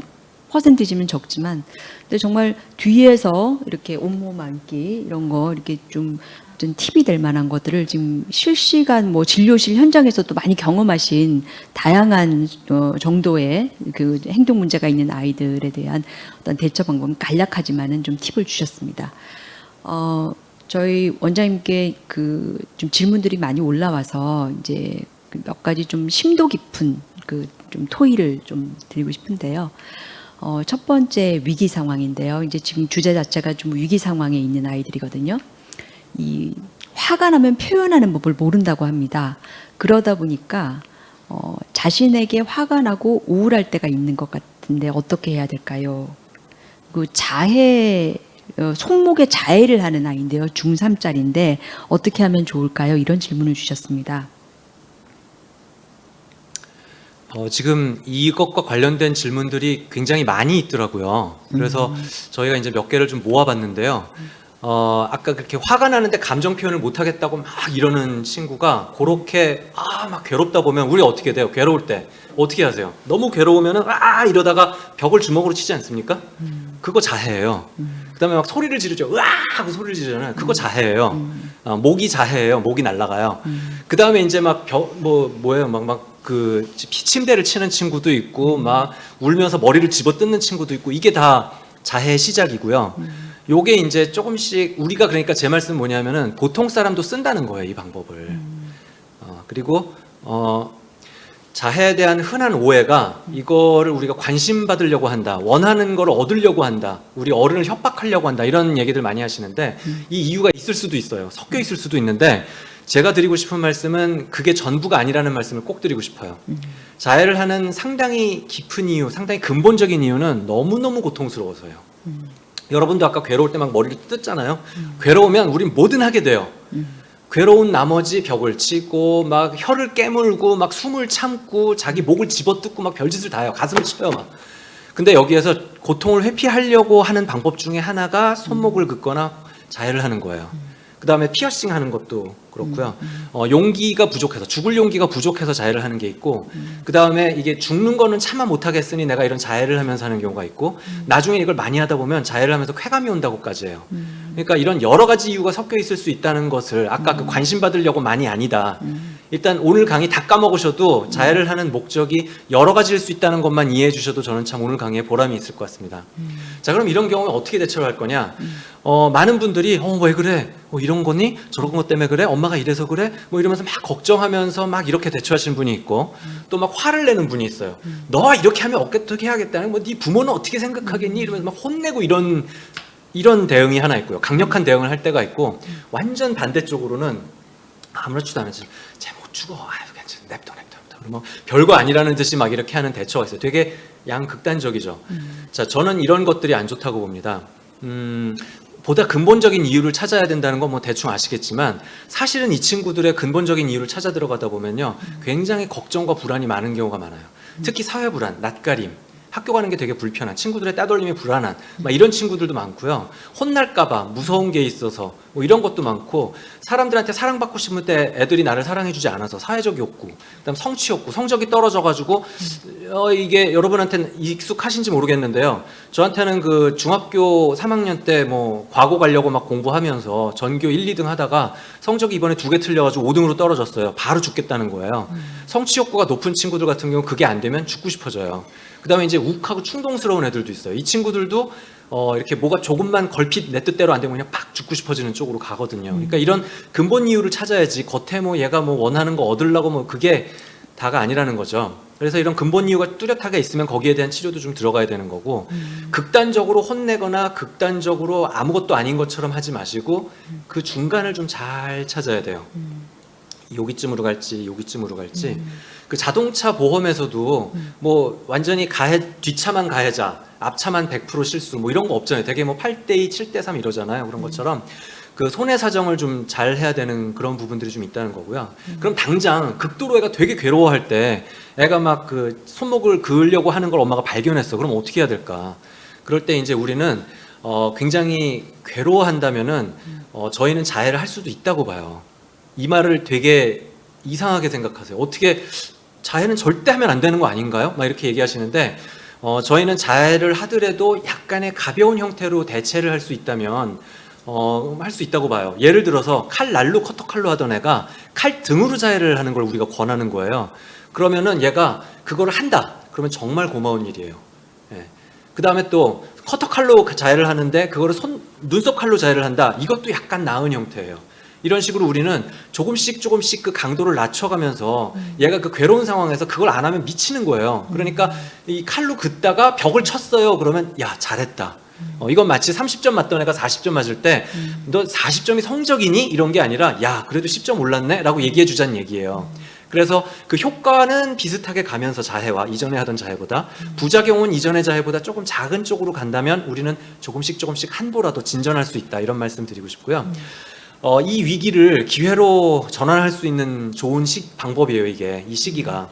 이 과정이 굉장히 오래 걸려요. 뭐 중1 때 자해 시작했는데 다 좋아지면 고3 졸업이에요. 이런 식으로 되게 오래 걸리는데, 아이가 어떤 고통을 겪고 있는지 부모님이 제대로 이해하고 대처를, 이렇게 오늘 제가 가르쳐드린 게 핵심들인데 이런 거 잘 하시다 보면은 더 나쁜 결과를 예방하시고, 얘가 정말로 진정 원하는 게 뭐였는지를 아시게 되면서 정말 가족 간의 소중한 가치가 무엇인가를 다시 깨닫는 기회가 되실 겁니다. 네.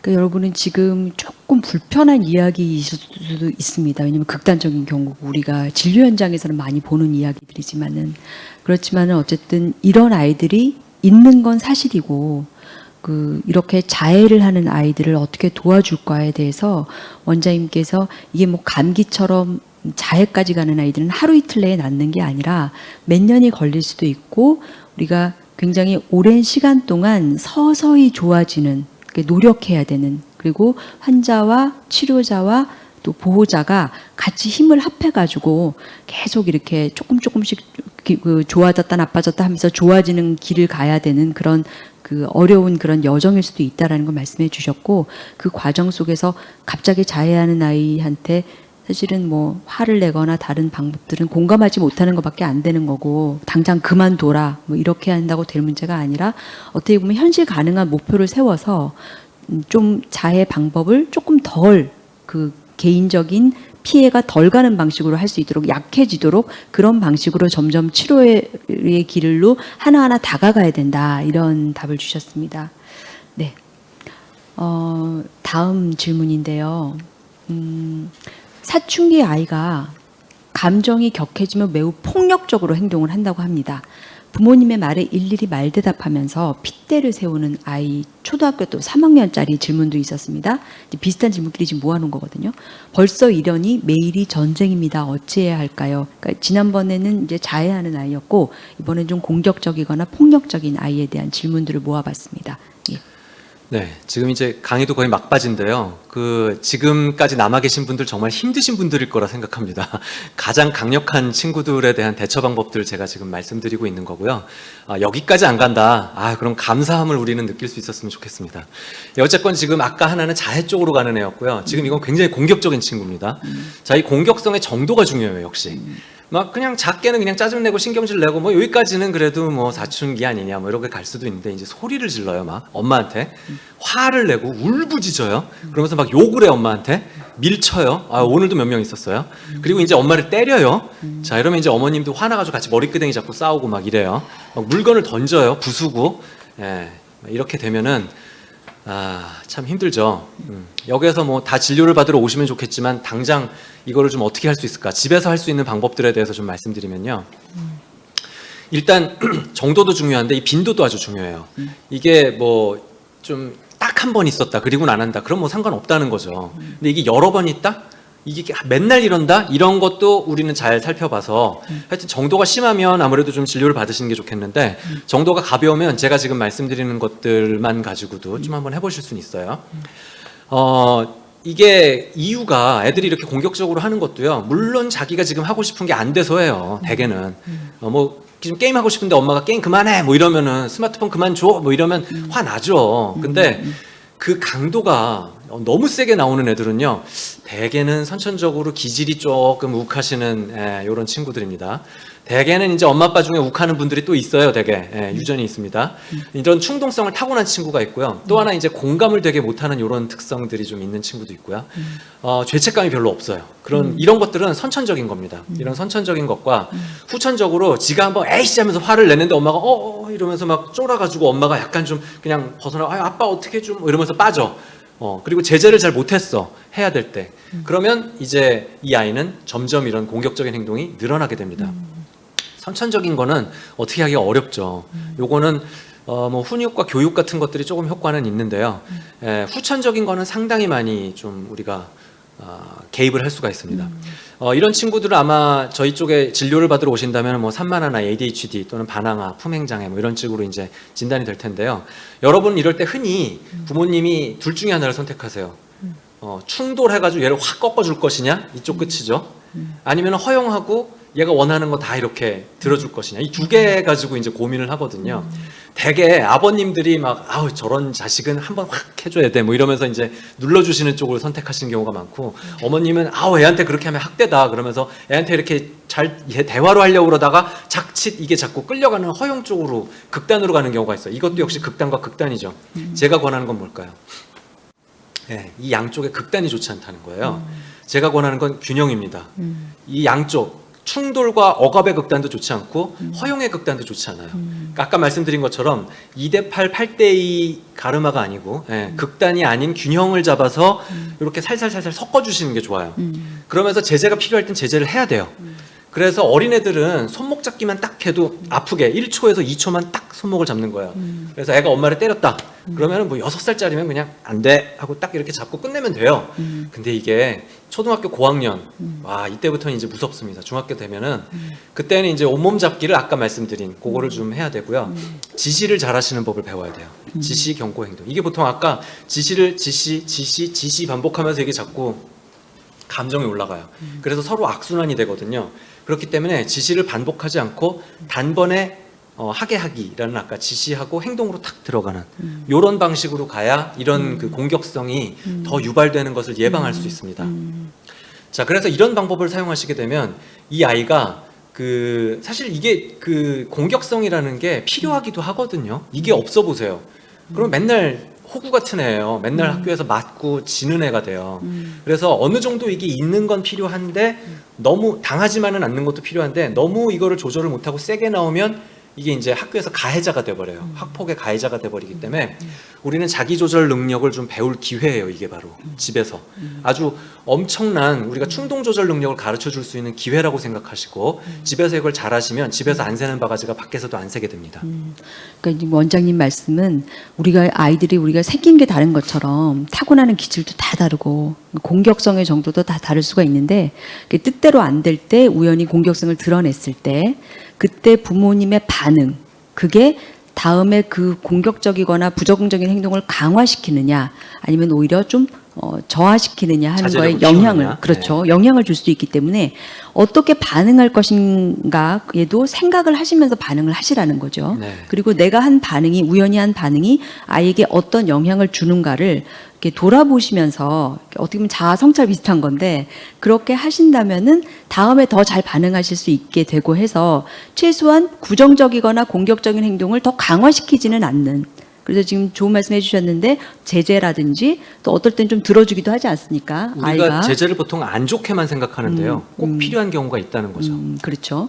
그래서 아이가 이제 뭐 화를 내거나 했을 때 좀 들어줄 것인가, 혹은 좀 제재로 이제는 갈 것인가, 한계를 정할 것인가 하는 부분을 적절한 선에서 밸런스를 이루는 것이 굉장히 중요하다. 그래서 아이의 그런 이제 좀 아주 심한 경우는 극단적인 아이도 있겠지만 흔히 또 있을 수 있는 일이거든요. 이런 게 일상생활에서 아이 키우면서 그랬을 때 부모님의 반응 요령에 대해서 좋은 말씀 해주신 것 같습니다. 다음 이제 세 번째 질문들인데요. 이 사회성 문제에 대한 질문들을 좀 모아봤습니다. 친구를 사귀고 싶지만 친구가 하나도 없는 아이에 대한 질문을 해주셨고요. 낯선 공간이나 사람들을 피하려고만 하고 혼자가 편하다는데 그런 친구가 또 있었습니다. 그리고 중학교 1학년인데 부모님이 보니까 친구와 통화하는 걸 못 봤다는 겁니다. 단짝을 만들고는 싶은데 성향이 자기랑 맞는 친구는 없다면서 그냥 대충 지낸다. 본인은 뭐 불편함이 없는 것처럼 이야기하는데 또 부모님 입장에서는 또 걱정이 되는 이런 사연들을 올려주셨습니다. 원장님. 이 질문들이 또 꽤 많았어요. 그래가지고 이 부분도 좀 설명을 드려야겠는데 이게 왜 위기냐고 하실 수도 있을 것 같아요. 저 이거 위기라고 봅니다. 제가 진료 처음 시작할 때는 이걸 위기라고 생각을 안 했어요. 이 사회성 문제라고 볼 수 있는데요. 사회성이 참 다양한 의미로 쓰여요. 그냥 뭐 친구 사귀는 법, 사회성 좋다 그러면 뭐 친구 잘 사귄다 이런 의미 정도로. 근데 뭐 싸움을 잘 안 하느냐 그러면 뭐 사회성 좋다. 뭐 넉살 좋게 말 잘 붙이냐 이러면 사회성 좋다. 뭐 이런 식으로 생각을 했었는데 이제 오늘 강의에서 말씀드리려는 건 이 사회성은 관계에 대한 욕구가 있냐는 거예요. 그랬을 때 얘가 관계에 대한 욕구는 있는 거지. 관계에 대한 욕구가 아예 없으면 그건 약간 우리는 자폐 성향이나 뭐 이런 쪽으로 보는 거고요. 그러니까 관계에 대한 욕구는 있어. 친구 사귀고 싶어. 근데 안 돼. 요게 이제 위험해요. 이게 저는 위기라고 보는 거예요. 여기에서도 역시 극단적으로 사회성에 대한 사회적인 욕구가 없는 애들은 약간 이건 진단이 될 수도 있는 건데 관계에 대한 욕구가 너무 많아서 문제인 애들도 있어요. 사랑에 대한 욕구가 너무 많은 거예요. 그럼 얘네들은 그게 욕구가 만족이 안 되면 어떻게 될까요? 친구 정말 잘 사귀고 싶은데 친구가 나를 그만큼 좋아하지 않는 것 같아. 그러면 얘는 굉장히 상처를 잘 받아요. 그래가지고 막 우울해지고 힘들어지고 막 아까 그 처음에 자살 충동 오는 애들 중에 관계 욕구가 너무 심한 애들이 그런 극단이에요. 그래서 여기 또한 균형이 중요해요. 관계를 적당히 가져갈 수 있는 게 중요하다는 거고요.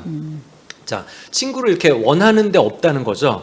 그러면 이제 이거를 이게 얘가 왜 이럴까? 여기에 이제 여러 가지가 이제 이유를 우리가 살펴보는 건데요. 이 스타일이 굉장히 다양한 스타일이 있어요. 아주 초등학교 들어가기 전에 어릴 때는 낯가리는 거 아시죠? 네, 그 낯가린다는 게 바로 이 사회성이 떨어지는 측면이라고 볼 수 있어요. 불안이에요. 수줍다라는 표현, 내성적이다, 소심하다, 겁이 많다, 불안, 요거 다 사실 비슷한 말들입니다. 그래서 참 웃긴데 제가 이 친구가 낯을 가려요? 그러면 아니요, 낯은 안 가려요. 그러셔요. 근데 겁은 좀 있어요? 겁 없어요. 불안은요? 불안은 불안은 진짜 심해요. 이런 식으로 제가 볼 땐 이게 다 비슷한 말인데 어머님 중에는 이거를 굉장히 다른 단어로 얘기하시는 분들이 있어요. 이게 다 약간 생물학적으로 세로토닌이 좀 부족한 성향들이거든요. 이게 이제 사람을 약간 무서워한다든지 발표를 무서워한다든지 아니면 여러분 그 3월 달만 되면은 이렇게 친구한테 먼저 말 잘 붙이지 못하고 약간 학교 갈 때마다 월요일마다 배 아프고 뭐 이런 거 뭐라고 그래요? 신학기 증후군이라고 그러죠. 그거 다 이쪽이에요. 낯가림과 비슷한 거예요. 이게 어른이 돼가지고도 이게 있으면 뭐라고 부를까요? 사회공포라고 부르는 거예요. 그래가지고 이게 뭐 만만한 게 아니고요.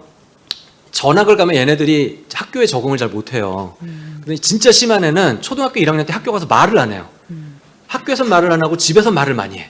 그러니까 말을 하는 사람과 안 하는 사람을 선택한다. 그래서 선택적 한묵이라고 하는데 이런 사람들은 보통 이렇게 무서워하는 대상이 뭐 어른을 무서워하는 사람 또는 자기 또래 친구들만 무서워하는 경우로 이렇게 좀 무서워하는 대상이 제한되어 있는 경우도 있고요.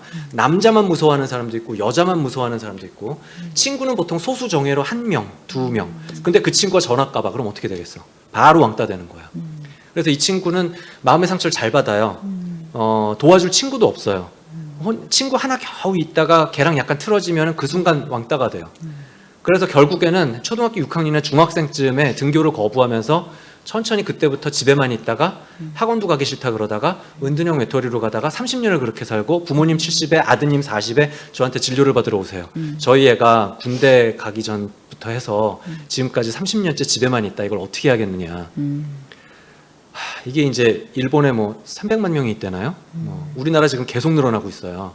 근데 지금 우리 아이가 그걸 시작하고 있는 거예요. 초등학교, 중학교에서 이거 정말 가볍게 볼 게 아니에요. 이분들이 잘 되면 나는 자연인이다 출연하는 거고 그럭저럭 직업 같은 거를 이렇게 뭐 천문대라든지 독서 사서 뭐 이런 거 하면서 뭐 이렇게 할 수도 있겠지만 정말 이게 저 무서워요. 이 친구들이 정말 잘못되는 경우들을 저는 많이 10년 이상 추적 관찰을 하다 보니까 너무 걱정스럽습니다. 네. 그래서 이 친구들 정말 치료를 받아야 되는 친구들인데요. 선천적인 것도 있고 후천적인 것도 있어요. 이유가. 그래서 그 두 가지를 다 살펴봐야 되고 후천적인 이유 쪽에는 되게 학대나 외상후 스트레스 장애 뭐 이런 거고요. 그다음에 이제 그러면 얘한테 어떻게 대처를 해야 되냐. 대개는 얘가 힘들더라도 등교를 강요해서 어떻게든 이 고비를 넘겨야 나중에 결국 위기를 넘기고 괜찮아지지 않겠느냐라는 파와 또 다른 거는 얘가 이렇게 힘들어하는데 그냥 허용해줘. 그렇게 두는 파와 두 가지 철학이 막 싸우세요. 이쪽에 아버님, 어머님 이럴 수 있는데 여기도 역시 균형이 필요합니다. 그러니까 완전히 압박도 안 좋고 완전히 허용도 안 좋고요. 살짝 애 상태 봐가면서 조금 가보자 그랬다가 힘들어하면 조금 빼줬다가 배려를 해줬다가 조금 가자 그랬다가 이 다양한 이런 것들을 하는 게 좋고요. 친구를 좀 연결시켜주는 것도 좋으시고 잦은 이사는 좋지 않습니다. 그다음에 이제 이분한테 잘 맞을 수 있는 직업을 찾는 것도 굉장히 중요합니다. 네. 자, 이런 친구들이 지금 학교를 안 가려 한다거나 이렇게 친구를 못 사귀는 것을 어머님이 발견하셨다면 이거는 정말 중요한 발견이에요. 대개는 부모님을 닮았을 가능성도 있어요. 겁이나 걱정이나 대인관계 측면에서 그걸 이해하시고 얘가 얘 잘못이 아니라는 거예요. 타고난 거예요. 그래서 얘가 어떻게 하면 이 세상에 적용하고 살아갈 수 있을지 이제부터 좀 플랜을 새로 짜실 필요가 있다고 봅니다.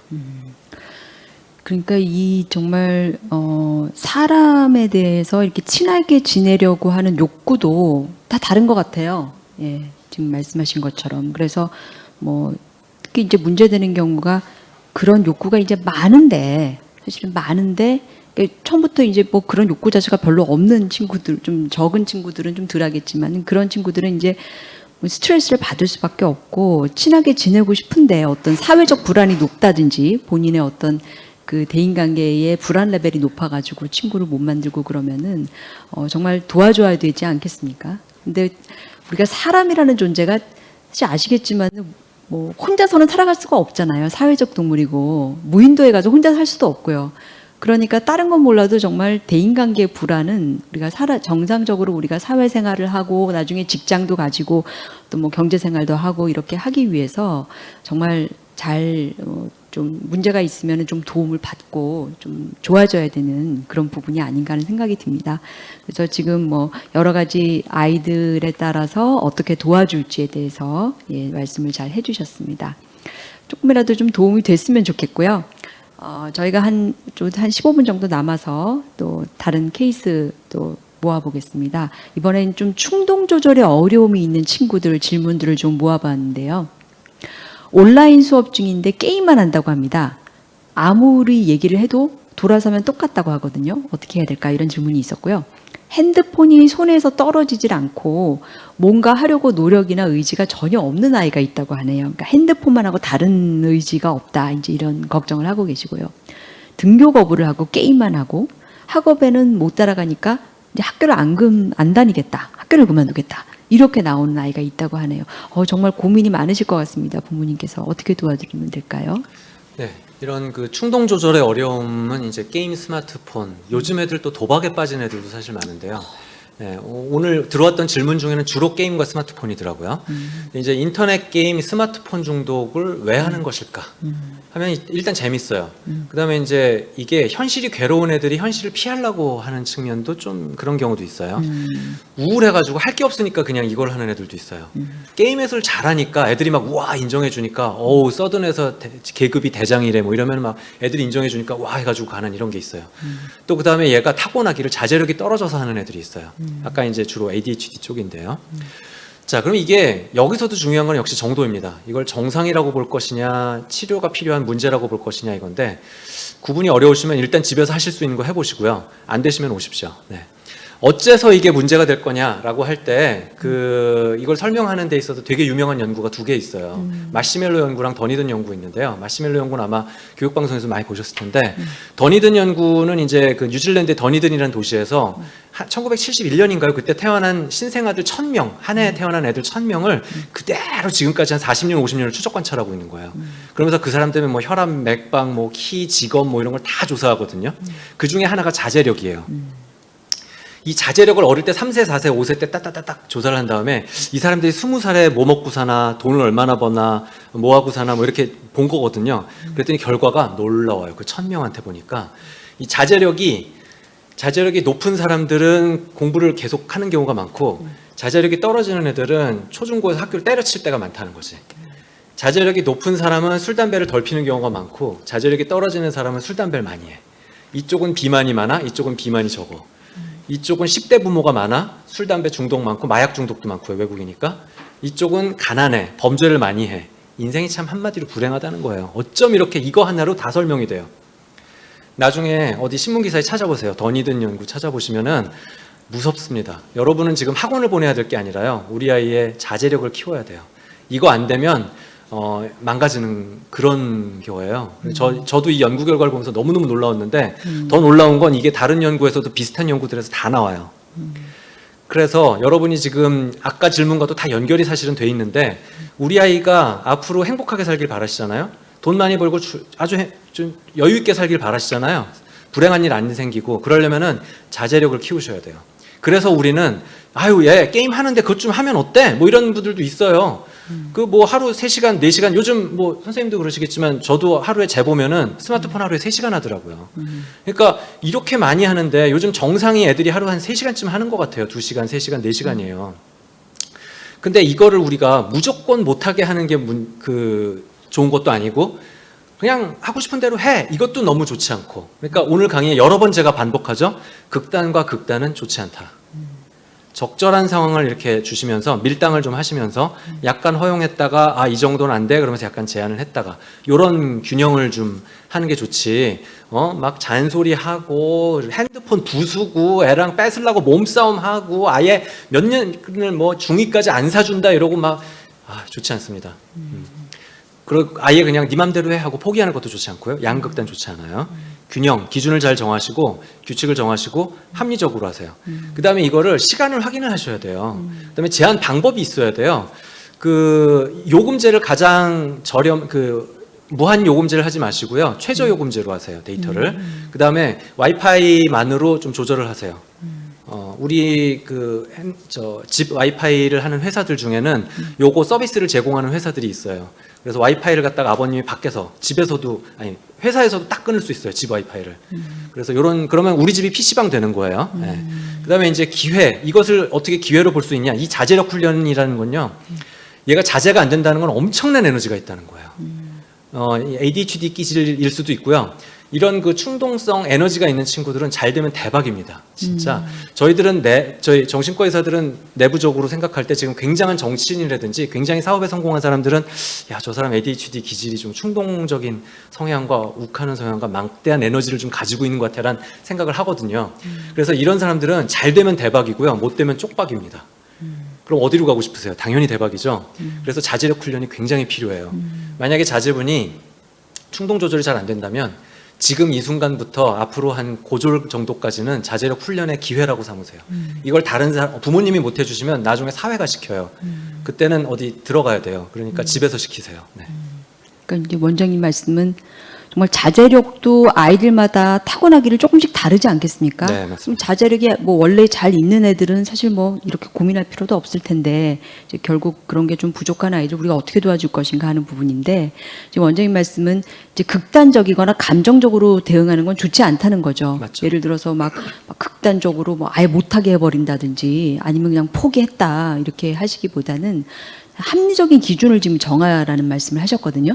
그래서 이제 이성적으로 항상 그 기준을 정해놓고 아이가 그거를 잘 따를 때도 있지만은 또 못 따를 때도 있는 게 또 그러려니 그렇지 그 않겠습니까? 기준을 넘기면은 그날만 딱 제재를 조금 3시간 더 했어. 그러면 다음날 3시간 깎아요. 이런 식으로 좀 합리적으로 하는 거죠. 예, 그러려면은 굉장히 그 이성적인 그 부모님의 그거를 이렇게 이 아이를 내가 도와주겠다. 그러니까 내 말을 들어 안 들어 이런 식이 아니라 이 아이의 자제력을 내가 키워주겠다. 그렇죠. 예, 위기를 기회로 만들겠다. 지금 말씀하시는 거는 이런 게임이나 이런 거에 굉장히 빠지는 에너지가 있는 친구들은 사실 그 방향성을 좋은 쪽으로 틀면 또 어떤 뭐 굉장히 남들은 에너지가 없는 사람은 하기 힘든 큰 일을 할 수도 있다 이렇게 지금 보시는 거거든요. 그렇죠. 예, 그래서 그렇게 좀 기회로 방향을 틀 수 있도록 하는 것도 굉장히 중요하고 자제력을 키우기 위해서는 이제 부모님이 이제 이성적이고 어떤 합리적인 기준을 가지고 절대 감정적이거나 극단적으로 가지 않고 아이를 도와주시라 이런 말씀을 좀 해주신 네, 것 여기 같습니다. 자제력을 어떻게 키우나요? 질문하셨는데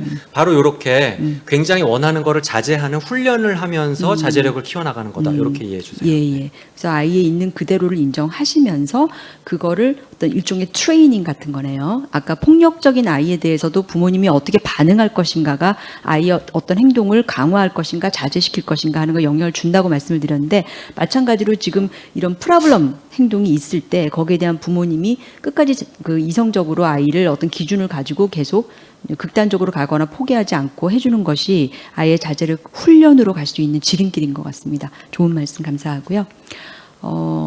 아직 또 질문을 또 더 드릴 수 있을 것 같습니다. 이번에는 과도한 불안, 걱정, 강박이 있는 아이들 질문을 좀 모아 보셨는데요. 자신의 모습을 누군가가 찍고 있을까 걱정이 된다고 하네요. 예, 집에서 하는 소리도 밖에서 들릴까 자꾸 조용히 하라고 한다고 하고요. 지금 마지막 시간이 저희가 조금 그러니까 위기의 아이들입니다. 길에서 말하면 다른 사람이 듣는다고 화를 낸다고 합니다. 또 어떤 케이스가 있냐면 잔인한 상상을 한다고 하네요. 이거를 혼내는 방법 말고 다른 방법이 없을까요? 이런 질문 주셨습니다. 네. 원장님. 이게 좀 흔치 않은 일들이죠. 보통 분들은 경험하기 어려우실 텐데요. 이 잔인한 상상이라는 건 보통 그 동물을 갖다가 껍데기를 벗겨서 뭐 죽이는 데든지 뭐 온갖 상상들을 다 합니다. 굉장히 그 별별 상상이 다 있는데 뭐 엄마가 죽으면 어떡하죠? 뭐 친구가 떠나면 어떡하죠? 뭐 우리 집이 갑자기 가난해지면 어떡해요? 도둑이 들면 어떡해요? 남들이 나를 계속 쳐다보고 있는 것 같아요. 나를 갖다 안 좋게 보면 어떡해요? 하여튼 어떡하지예요. 이 어떡하지라고 자꾸 이렇게 말을 입에 붙은 경우는 이제 범불안장애라고 저희가 보는데 이런 친구가 있고 잔인한 범죄나 뭐 내가 뭐 이렇게 무슨 성관계라는 상상이라든지 뭐 뛰어내리는 상상이라든지 정말 말도 안 되는 그런 상상이 자꾸 머릿속에 떠올라요. 굉장히 이상해요. 내가 왜 이런 걸 하지? 그러면서 내가 이런 걸 하고 싶은 건가? 뭐 이러면서 막 되게 불안해져요.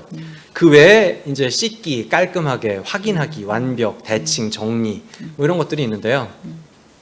다 강박증, 불안장애, 뭐 범불안장애 뭐 이런 쪽입니다. 그래서 이것들은요 사실 누구나 있습니다.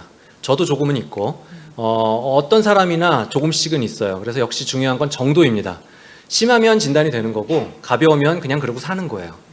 그래서 아주 심하면 도움받으러 오시고 약하면 오늘 제가 말씀드리는 걸 방법을 통해서 한번 해보세요.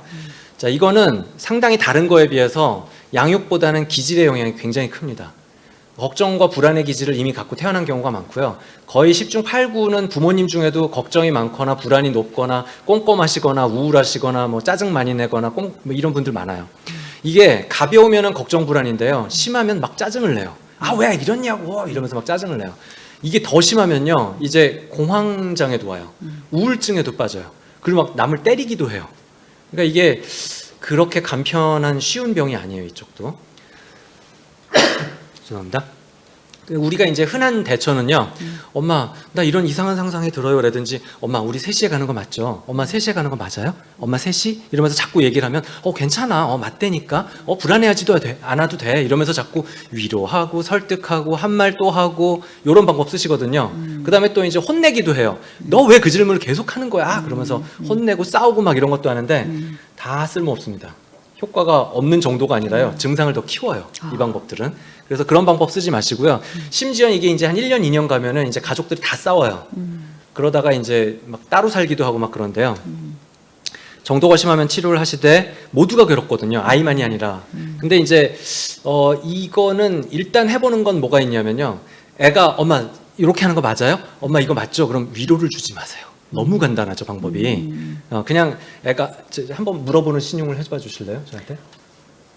엄마 이거 맞아요? 한 번은 답을 합니다. 아빠라고 해야겠네요. 3시 하는 거 맞아. 네. 3시 하는 거 맞아. 또 물어보세요. 근데 이거 이렇게 하는 거 맞아요, 아빠? 그냥 그럴 때 하시던 답을 일 하지 하세요. 말라는 말씀이시죠? 네, 답을 안 해요. 네. 이것만으로도 증상이 좋아져요. 왜냐? 답을 해주면서 점점 증상이 심해져요. 또 위로를 얻기 위해서 또 묻고 또 묻고 또 물어요. 이게 강박증의 시작이거든요. 그래서 매우 간단한 팁이지만 어머님이 이것만 하셔도 증상이 더 강화되진 않습니다. 네, 이게 아주 중요한 거고요. 없애는 게 목적이 아니에요. 이 증상들은 어느 정도는 있어야죠. 뭐 3시가 맞는지 확인 한 번은 해야 될 거 아니에요. 근데 이제 이게 너무 심하냐가 문제예요. 너무 깔끔 떨고 너무 완벽을 추구하고 이게 문제예요. 그래서 성적이 좋은 애들 중에 이쪽으로 빠지는 친구들이 많아요. 성적 잘 나오다가 갑자기 확 무너지는. 그래서 그런 경우에 하여튼 어머님이 강박적인 질문에 답을 하시지 않은 거, 요거 하나 배워가시면 또 혹시 이런 사례 있으시면 집에서 간단히 대처해 보실 수 있을 거라 생각됩니다. 네. 그러니까 이제 아동 청소년들은 사실 저희가 약물 치료로 바로 시작하지가 않거든요. 어떤 해볼 수 있는 행동교법을 먼저 해보는데 지금 그 중에 가장 중요한 거 핵심 한 가지 말씀해 주셨습니다. 우리가 이제 강박증이라는 게 강박적인 생각을 하면 불안해지고 그랬을 때 그거를 누그러뜨리기 위해 하는 것이 강박 행동이거든요. 그러니까 지금 이제 원장님 말씀은 지금 우리가 부모님이 아이들이 강박적인 생각을 했을 때 그거를 확인함으로써 그 불안을 누르뜨려는 그 질문, 그게 강박 행동이라는 거죠. 그랬을 때 부모님이 답을 해주시면 아이의 심해져요. 증상에 협조를 하는 게 되는 거죠. 그러니까 공모가 돼버립니다. 근데 사실은 지금 강박증이라는 건 우리가 없애야 될 어떤 일종의 그러니까 증상이라고. 아이가 원래 이 해야지 마땅한 생각은 아니었거든요. 줄여줘야 될 부분을 자꾸 부모님이 거기에 대해서 이렇게 하면 아이가 마음이 편안해지지 않을까 해가지고 같이 아이하고 그러니까 맞장구를 쳐주시는 게 되면은 네가 그것 때문에 불안하구나. 예. 3시까지 가는 거 맞아. 이렇게 얘기를 해주는 거죠. 그거를 자꾸 이제 만약에 반복해서 답을 하게 되면은 강박적인 증상을 자꾸 이제 답을 해줌으로써 같이 이렇게 강박증의 세력을 더 넓히는 결과가 올 수도 있기 때문에 이제 우리가 마치 강박증 치료할 때 이렇게 뭐 만지고 손 씻는 친구들 치료하려고 오면은 만지고 안 참기, 손 안 씻기 이런 거 연습하거든요. 비슷하죠. 예, 그런 거랑 비슷하게 나도 모르게 부모님들이 거기에 맞물려 들어가서 강박적인 그 응답으로서 이렇게 협조가 되는 경우가 있는데 그게 오히려 강박증의 세력을 키울 수 있으니까 이제 그거를 그러니까 미리 설명해 주는 건 좋을 것 같아요. 그냥 답을 안 하면 왜 부모님이 답을 안 하는지 모르고 이제 나의 어려움을 모르시나 이렇게 보실 수 있으니까 이거를 답을 안 하는 게 맞다는 거를 여기 질문도 나왔는데요. 네. 답을 안 해주면 애가 되게 불안해하거든요. 네. 그러면서 막 엄마 이러면서 더 불안해하는데요. 고산을 넘으셔야 돼요. 고산을 넘어서 그냥 답만 안 하면 돼요. 막 네. 비웃진 마시고 네. 그냥 이렇게 보시면서 이러고 그냥 하시던 일 하시고 이렇게 가다가 보면은 점점 묻는 빈도가 하루에 10번 확인하던 게 5번 확인하고 3번 확인하고 이러다가 점점 안 물어도 이제 자신의 마음이 편해진다는 걸 깨닫기 시작합니다. 그래서 강박증은 원래 아이 것이 아니었다는 거. 그래서 그 세력을 줄이기 위해서 이렇게 하시는 게 팁이 될 수 있다. 네. 이런 말씀해 주셨습니다. 오늘 사실 내용이 지금 굉장히 조금 들으시다 보면은 조금 과도한 이야기들도 있었고 또 조금 불편하신 이야기들도 있으셨을 수 있습니다. 왜냐하면 오늘 사실 마지막 주제가 이제 어떻게 도와줄 거였는데 그 중에서도 두 번째 강의가 좀 위기에 있는 아이들이었습니다. 그래서 다소 좀 그런 게 있으셨더라도 주제 자체가 그랬기 때문에 우리가 이제 이런 아이들도 도와주기 위해서 마지막 시간에 좀 심도 깊은 토론을 했다 이렇게 이해를 해주시면 감사하겠습니다. 오늘 이렇게 또 이런 어려운 주제에 대해서 그 임상 경험, 풍부한 임상 경험을 살려서 강의해 주시고 또 이런 사례들을 여러 가지 카테고리별로 묶어가지고 답변을 해주신 박준성 원장님 정말 감사합니다. 네. 예. 어느덧 저희가 이제 시간이 다 돼서 마무리를 해야 될 것 같습니다. 오늘 2021 우리 아이 성장 콘서트의 마지막 날이었고요. 그동안 1차 시는 일상으로의 회복이었고 2차 시는 아이 잘 키우는 부모였습니다. 오늘 마지막 날은 3차 시는 어떻게 도와줄까요? 였습니다. 2주에 한 번씩 긴 시간 동안 했는데 그동안 이렇게 참여해 주셔서 감사하고요. 이번 행사는 주최는 학생정신건강지원센터 교육부의 청소년 모바일 상담센터에서 주최를 했고요. 또 후원으로 한국학교정신건강의학회에서 그 도움을 드렸습니다. 그러면 그동안 함께 해주신 학부모님께 감사드리면서 이만 저는 물러가도록 하겠습니다. 감사합니다.